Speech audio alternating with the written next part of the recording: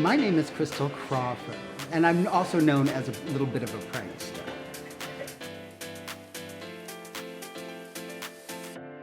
Well, many years ago, back in the 50s, there was a movie called The Women starring Norma Shearer and Joan Crawford. And I love Joan Crawford's character in that movie so much. She plays the part of Crystal Allen, who is just so vindictive and mean, and she just drew me in. So I always idolized her a little bit. So I took Crystal from her character name and took Crawford from her real name, combined them together. I'm like, ooh, that is such a rate. And poof, Crystal was born. My style is actually modeled after all of the old 50s starlets because they're big, bold, and brassy when you see them, so they really catch your eye. I also like to be a little bit dramatic, sometimes a little overly dramatic, but dramatic nonetheless. Having a strong background in theater, I always want to invoke emotion within my audiences. So I can run the gamut from actually crying on stage to just doing nothing but nutty, crazy things. I've been performing in drag since I was 24. It's all started as a dare, actually. There was this open mic night over at a club called Paradise in Cambridge, and we do it in drag. And I'm like, okay, fine, we'll do it this one time, but it's not gonna become an every week thing. And lo and behold, I'm the only one still doing it to this day.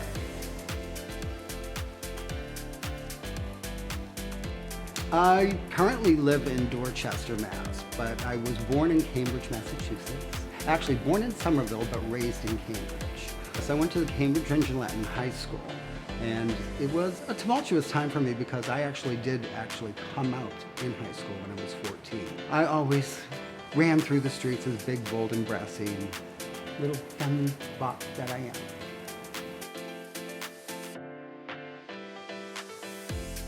Well, actually, I discovered drag when I was very, very young, because I used to go into my mother's closet. She had a big, huge walk-in closet, and I used to walk around in her shoes. Now, they were like 12 sizes too big for me because, 2, 3 years old, walking around in my mother's shoes.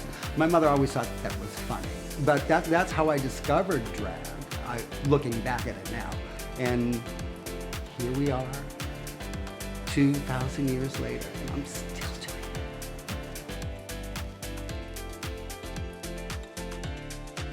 Oh, well, I have many, many talents and many, many weapons. I'm going to make sure that I keep lots and lots of oil sheen next to me, and, just when people aren't looking, maybe some of that oil sheen spills on the floor.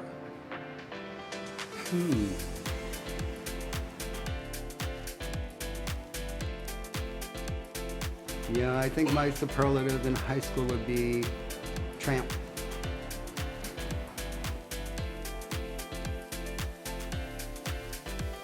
When I saw the format for the last season, a light just went off in my head because I felt so stagnated by what I am currently doing that I'm like, wow, how can I get out of this rut? How can I transform myself, make myself more relevant for what audiences today are looking for in a drag queen? And this is a good venue for me because I've gotten so comfortable with what I've been doing, I just tend to do the same things over and over again. So this is actually going to push me forward by giving me challenges to overcome and take me out of my own comfort zone and not always do the same stuff over and over again. I don't like being recycled.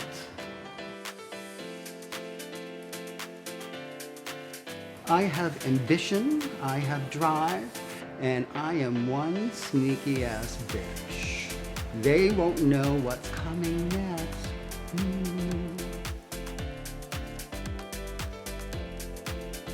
My favorite movie is The Women, only because it's a cast of all women. There's not one male character in that show, even though they do make references to it. Also, in the middle of The Women, there is a full-on fashion show, New York-style fashion show, that was the first colorized version of a fashion show in a black and white movie, and which I thought was really, really interesting, because you're watching this nice, beautiful black and white movie, and all of a sudden, Technicolor.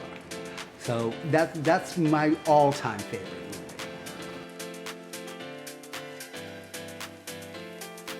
My favorite drink is Tito's and Monster or Tito's and Red Bull. Tito's and some sort of energy drink because, you know, I never think I'm peppy enough. You know, I always have to do something to make me more peppy.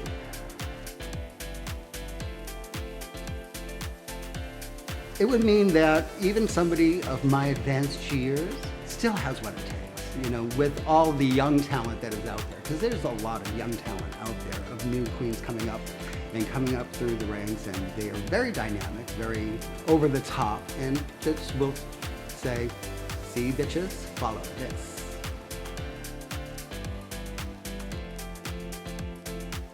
The last thing I want to leave people with before I hit the stage is just get the fuck out of my way because I gotta pee.